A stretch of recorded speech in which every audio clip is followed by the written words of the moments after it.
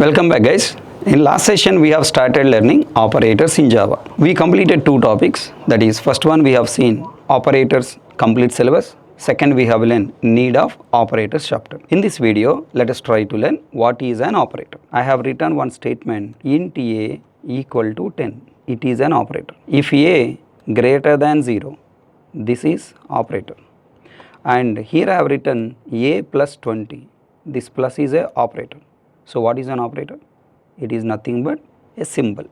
Okay.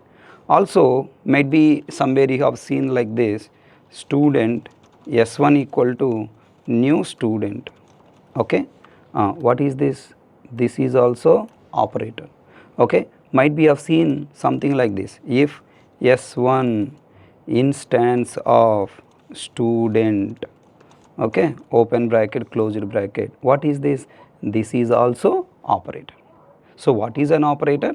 A symbol or a word that is meant for performing assignment, validation, calculation. Here this is called assignment, means storing value. This is called validation, checking is this value greater than 0, and this is called calculation. Okay, nothing but adding two numbers. So what is an operator? A symbol or a word. Clear? Thank you.